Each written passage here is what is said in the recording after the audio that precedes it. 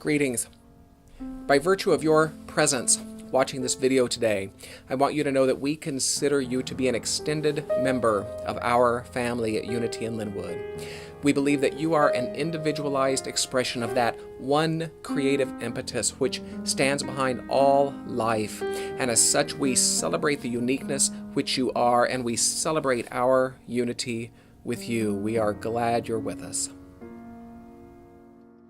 This coming Sunday, Dr. Garland Landreth, there is a postcard available for you. It details 2 workshops, one Sunday afternoon, one Monday evening. The cost is $39 for one, $49 for 2. Individual appointments are available throughout the day on both Monday and Tuesday. Simply ring the church office to reserve your place. A consciousness rooted in wantingness. Makes sense, doesn't it? A consciousness rooted in wantingness would tend to perpetuate an experience of ongoing wantingness. How we doing? Good morning, Unity in Linwood. Good morning, Unity in Linwood. Good morning. The UIL gift shop volunteers have created a Mother's Day gift basket. It's for a raffle. It's valued at about $90. It includes gifts. It includes books. Ooh. Well done. And over this way. You want to... Let's walk it down that aisle too. Nicely done. Ooh, an air plant and soap and inspiration. It's good stuff. Valued at about $90. Raffle tickets are $5 a piece. Available in the spiritual gift shop. Consider grabbing one of those today. And please be reminded that tickets are on sale for Marianne Williamson's Love America Tour, Seattle. It is produced by Unity in Linwood. Visit the Edmonds Center for the Arts website to secure your ticket. I'm proud of that.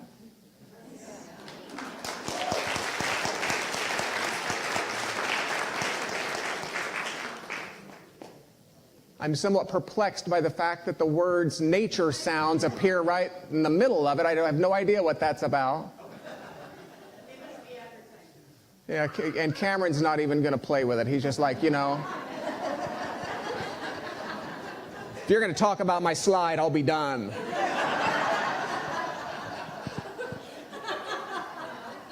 Teach you to talk about my slide.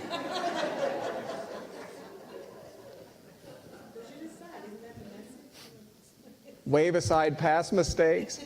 Every service has an ambassador. This person's role is to assist you and to support you in your exploration and discovery of this evolving divine idea we call Unity in Linwood. So as always, if you have a question about who we are, about what we teach, what we believe, about what is available to you on your exploration, you are welcome to engage her in conversation. She is a deep well of really good stuff that you might have a face to go with a name. Nan Allen, will you wave to these kind people, please?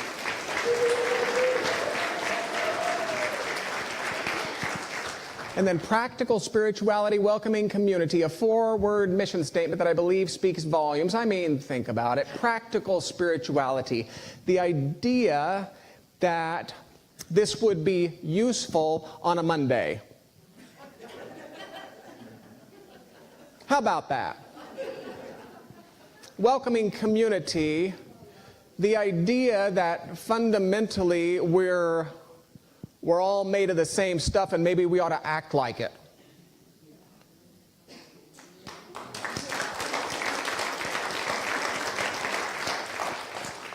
Practical spirituality, welcoming community. So every week I like to support this with one of the 6 bullet points which we developed in conversation with your Board of Trustees beginning in late 2014. So take a deep breath. See if this is a position in consciousness, a spiritual value, if you will, with which you can align. It reads as follows: we believe each person is an individualized expression of divinity itself, and we accept each person as such, without question, without exception, without condition. As a matter of principle, it can be said that we at Unity in Linwood love boldly.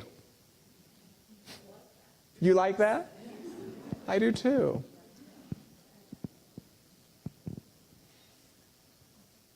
Born Mary Caroline Page Myrtle, and she insisted that Myrtle was her real name and that people call her that, by the way. Myrtle met Charles Fillmore in Denison, Texas, and they married in Clinton, Missouri in 1881. They settled in Kansas City in 1885 with their 2 young sons. In her words, I had all the ills of mind and body that I could bear. I think we've all been there, haven't we? We've all been there. Medicine and doctors ceased to give me relief, and I was in despair. Along with the tuberculosis trouble in my lungs, I had disorders throughout the abdominal walls. At times, hemorrhoids made life miserable for me. Yes, Unity co-founder Myrtle Fillmore spoke of hemorrhoids in the late 1800s. It was amidst these ills that she and her skeptical husband attended a lecture by Christian Science practitioner Dr. E.B. Weeks, where she heard those infamous words, "You are a child of God. You do not inherit illness." Words which would become central to her life. Words which would become central to her work. I must have been fully ready, she wrote, for it filled and satisfied all empty, hungry longings of my soul. There is nothing in human language able to express the vastness of possibilities as they unrolled before me.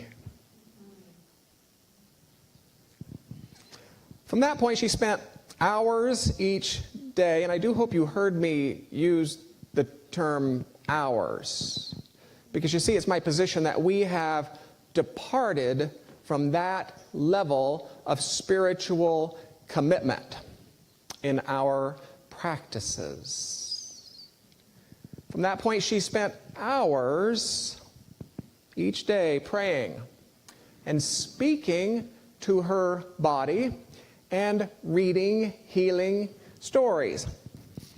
At which point we arrive at the inevitable question, how might Unity look today if Myrtle had spent less time demonstrating the thing in daily life and more time arguing the thing on Facebook?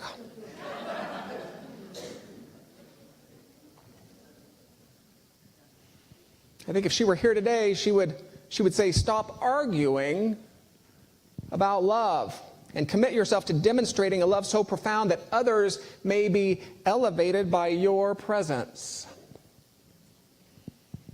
Or stop arguing about supply and commit yourself to demonstrating a supply so ample that others might be inspired by your freedom. Or stop arguing about wellness and commit yourself to demonstrating a wellness so vibrant that others might be elevated by your example. I think she summarized it best herself in the following quote. She said, rather than feel that you must stand up for the truth, let the truth in you stand for itself.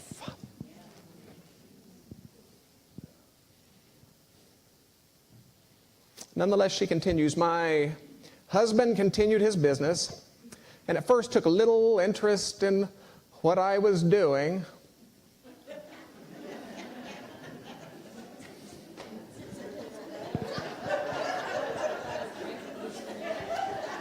Apparently, that's extremely humorous.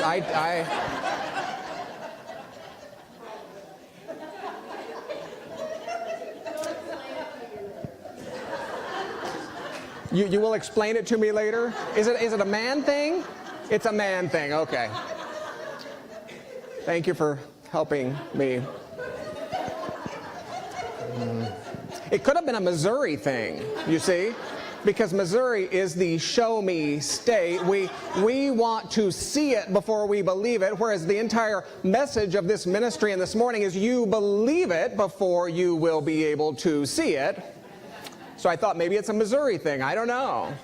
Nonetheless, my husband continued his business and at first took little interest in what I was doing. But after a time, he became absorbed as well. We began to prosper a little at a time, and our health continued to improve. Life became sweeter. Life became more interesting, and we began to see a new world. It was 2 years later that Myrtle turned to her reluctant husband and said, "I'm healed, and so are you." And as it turned out, she was quite right. Both she and Charles lived long, vibrant lives. And as others began to notice their transformations, they began to ask questions. I know I would have done the same. And they began to request prayer support for themselves. And many of them experienced similar results. Even a young boy regained sight. And she summarized it this way: I gained. Others saw that there was something new in me. They asked me to share. I did. Others were healed and began to study. End quote. They began to invite others to join them in prayer at a specified time every evening. It's the same model we use. You do realize that you can pause from whatever activity you are doing every Thursday night at 8 o'clock and know that you are basking in the support of this very community. And so we're established the roots of what we now know to be silent unity and the unity movement itself. And even today you can call Silent Unity for prayer support at any hour. You can even request prayer support through the You Pray app if you don't have it. Located southwest of Kansas City, Unity Village remains home to Silent Unity, to Daily Word magazine, a bookstore, an inn, a conference center, and Unity Worldwide Ministries and Unity Village Chapel. If you would like to visit, a group of us will go twice in 2018, once in June, once in October. Again, grab a postcard from the back. It's also home to Unity Worldwide Spiritual Institute, charged with perpetuating the work of Myrtle's fine cult. And yes, according to one critic, proof of Unity's cult status is evident for all to see within its beliefs about God and Jesus, the Bible, sin, salvation, heaven, and hell. In other words, proof of Unity's cult status is evident in its beliefs that God is the underlying, unifying reality of all life. That Jesus was an elder way shower who demonstrated ways of being to which all of us can aspire. That Fillmore offered the Bible as one source of spiritual wisdom among many, that there are beauties and truths on all authentic paths. That sin is to forget our oneness within God, that salvation is to remember. And that heaven and hell are not literal destinations realized at some future point, but states of consciousness perpetuated in daily life. So, if proof of Unity's cult status is God as reality, Jesus' example, the Bible as wisdom, sin as forgetting, salvation as remembering, and heaven and hell as choices, if that's proof of Unity's cult status, I have to tell you I'm good with it.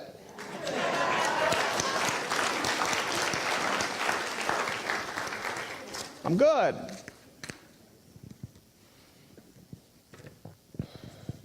Somebody once said we're all made of the same stuff. Maybe we should act like it.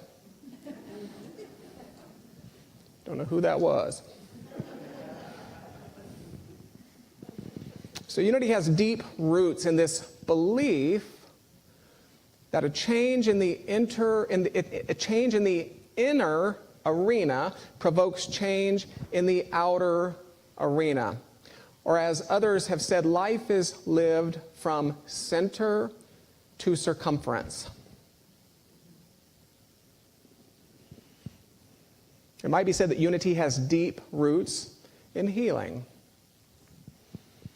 Now, understanding that Charles and Myrtle taught others about their healing experiences, we arrive at the inevitable question of the morning, and that is, what exactly did they teach? Fair enough? So I've drawn forth 4 steps. And I've drawn these forth from one of Myrtle's many letters of response. Now, a letter of response is basically a primitive form of email. Think about it that way.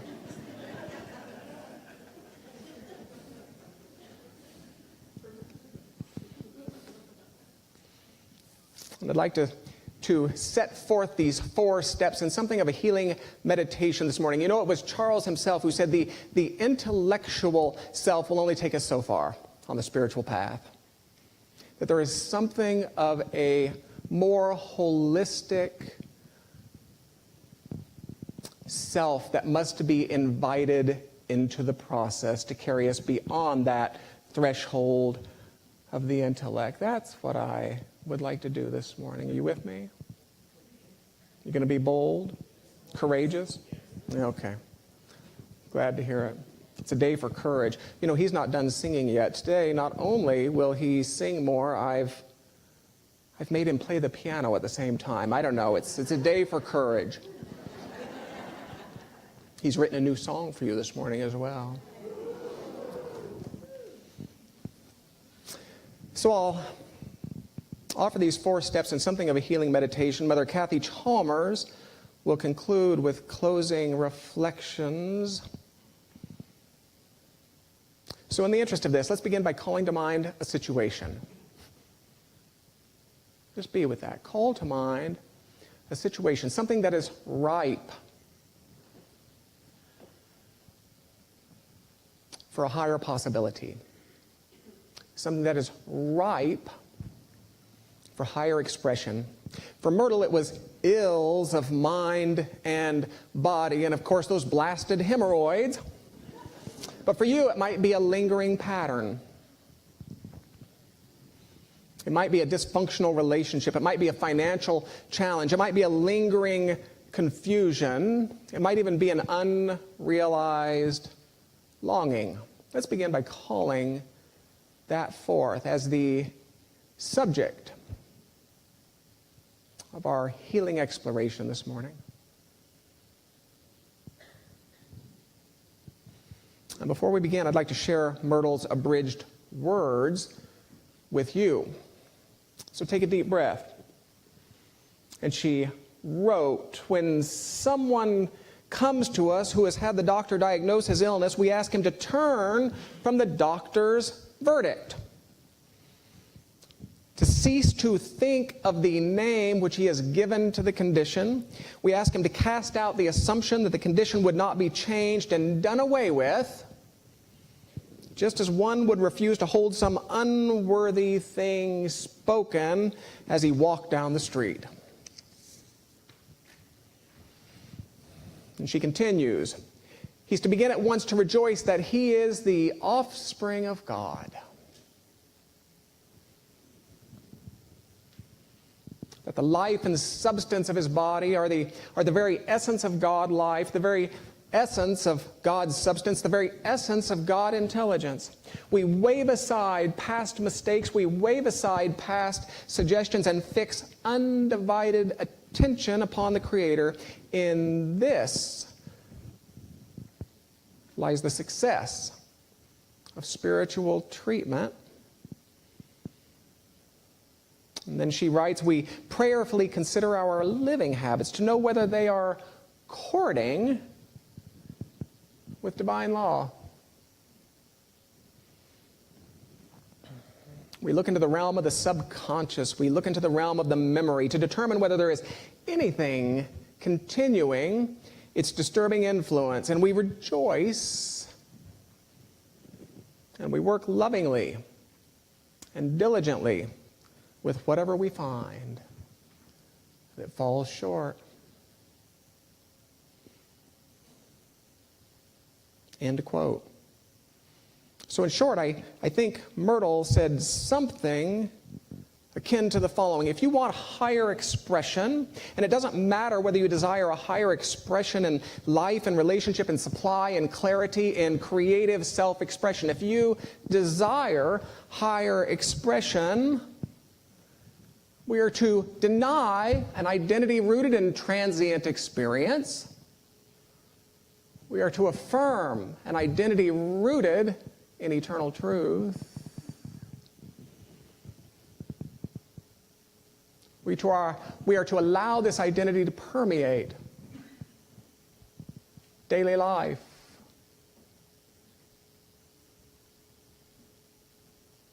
And it is from this that we come to know change.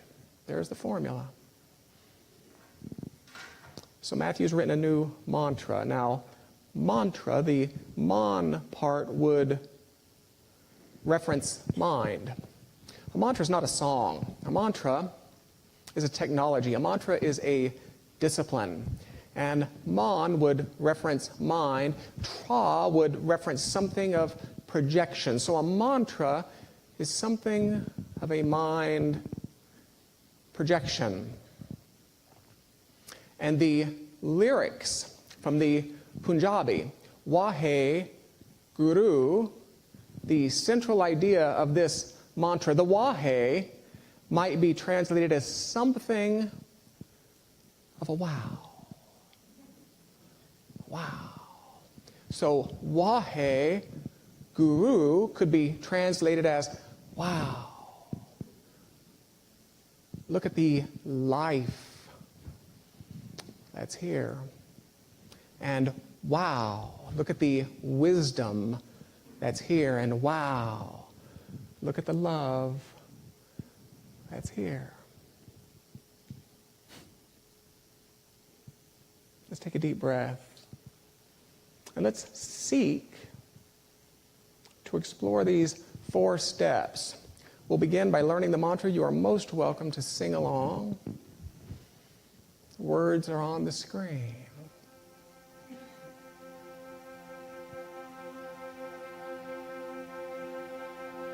Matthew will do it first.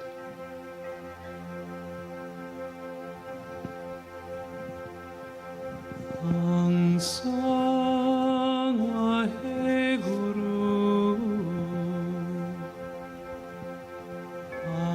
sang Vaheguru, sang Vaheguru, sang Vaheguru. Let's try it. Sang Vaheguru, sang Vaheguru, sang Vaheguru, sang Vaheguru. One more time. Sang Vaheguru, Wow, the life. sang Vaheguru, Wow, the wisdom. sang Vaheguru, The love. sang Vaheguru. So the first step is that we turn from the verdicts. We turn from that realm of transient opinion. So we begin by declaring a new idea, and that is that the I am that I am is neither circumstance nor condition. Let's try that together. The I am that I am is neither circumstance nor condition.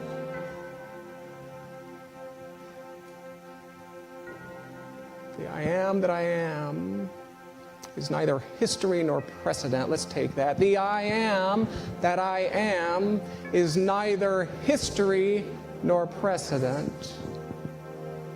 The I am that I am is not my genetics. The I am that I am is not my genetics. The I am that I am is not the opinions of others. The I am that I am is not the opinions of others. One life, it is my life. Oh, one mind, it is my mind. Oh, one love, it is my love. Unsung Waheguru. One life. The one life, it is my life. The one mind. The one mind, it is my mind. One love. The one love, it is my love. Unsung Waheguru. You see, I am not an expression of circumstance. I am not an expression of opinion. I am an expression of the one life that stands behind all life in the universe. I am an expression of that which we call, by virtue of gathering in a building like this on a morning like this, we call it God. It is that transcendent reality, that enduring truth outside of which I cannot stand. So in the face of transient experience, in the face of anything that would fall short of the life of God, I look at it and I say, my God is ample to this.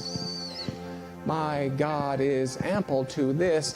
To anything that would fall short of wisdom, I look at it and I say, my God is ample to this. My God is ample to this. To anything that would fall short of love, to any discord, to any seeming disharmony, I look at it. And to it I speak the eternal words of truth. My God is ample to this. My God is ample to this. Unsung Waheguru. Wow, look at the life. Unsung Waheguru. Wow, we marvel in the wisdom. Unsung Waheguru.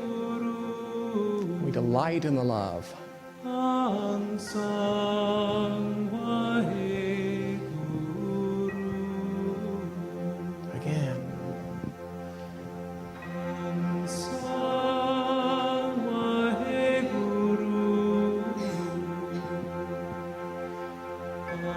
Unsung Waheguru.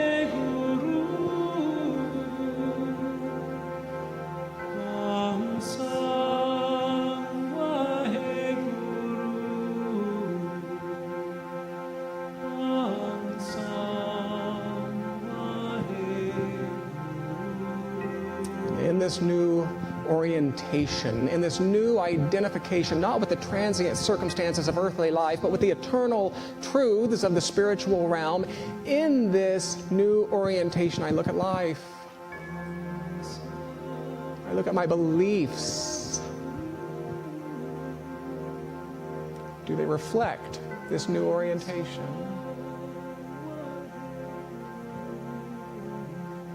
I look at my words. Do they reflect this new orientation? And I look at my actions. I look at my way of moving through the world and I ask, Does it reflect this orientation with that which is eternally true?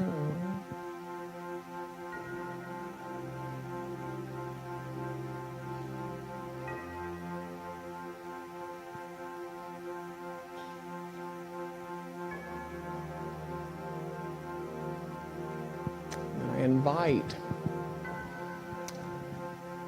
anything that would appear to fall short, I invite that to elevate itself and to align itself and to harmonize itself with that which is true.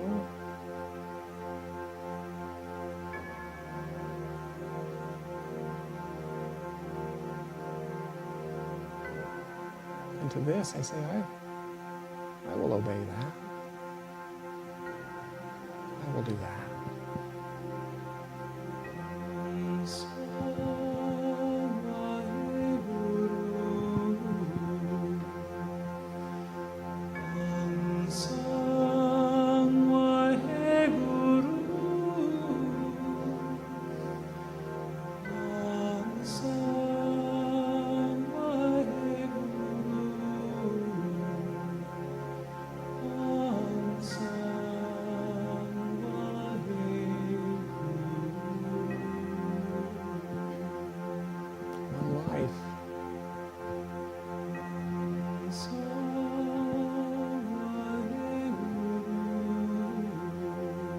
One wisdom.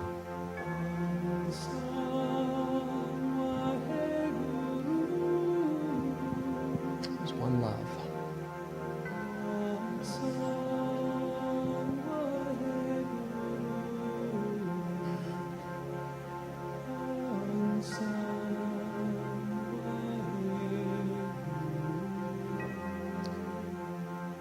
So having turned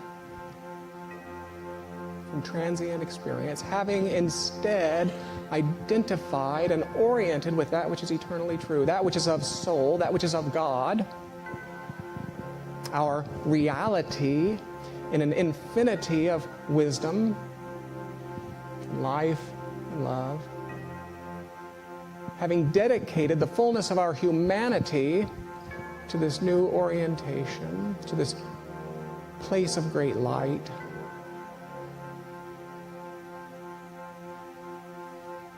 we allow a sense of gratitude to rise.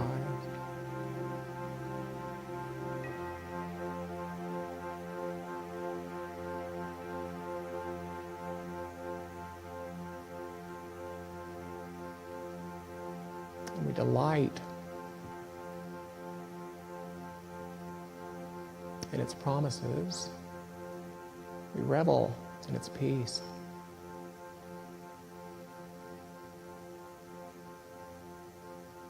We bask in its assurance.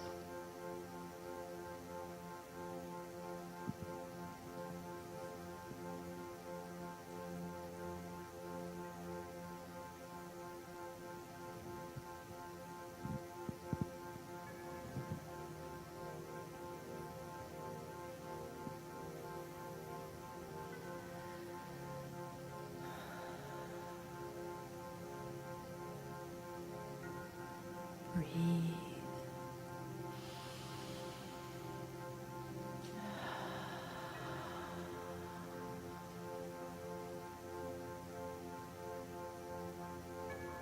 Consider the presence of God, a shimmering field of quantum energy, a warmth in the heart, a stirring of the soul, that still, small voice whispering our truth. Consider the words of Myrtle Fillmore. We accept the God-given perfection. We wave aside the past mistakes and the untrue suggestions and fix undivided attention upon the Creator and the inner pattern of perfection. In this lies the success of spiritual treatment. We bring all the mental attitudes and the centers of consciousness and even the physical structures to this high place in mind where we see as God sees, and where we name all that is within us according to the patterns and uses for which these soul qualities and their outpicturing have been created. We accept our God-given perfection. Yes, even you, even me. You are perfect. We accept our God-given perfection. Take a deep breath and feel the impact of these words. What do you feel in your body? Do you clench or reject this idea in some way? Can you relax into the idea of perfection?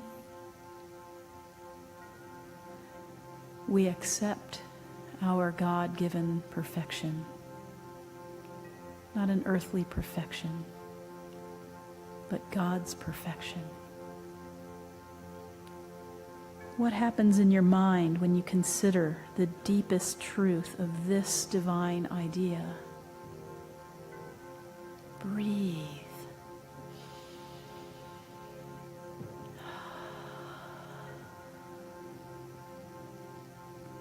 Cradling ourselves in the breath of spirit, we allow our mental limitations to dissolve in the perfect light of God.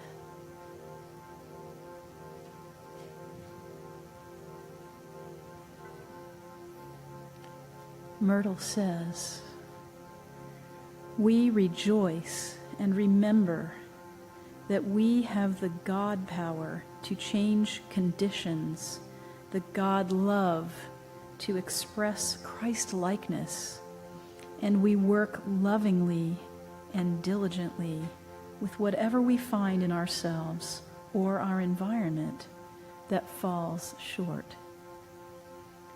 Keeping the attention centered in the Christ mind, we are able to see beyond appearances to the impulses of the soul, which is always urging us in our efforts to make use of what God has given."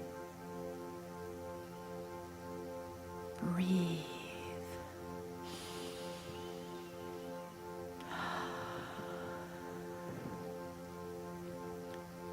In our embracing our own power to express Christ likeness, we emerge from the limitations of ego, stepping into the perfection of our truest selves. And so it is. Here I am, a vessel to be used. Whatever Spirit needs of me, I will be, I will be, I will be. Thanks again for joining us. Please visit unityinlinwood.org for a preview of all upcoming classes, services, and events, and for an opportunity to make a gift to our community should you so choose. Thank you.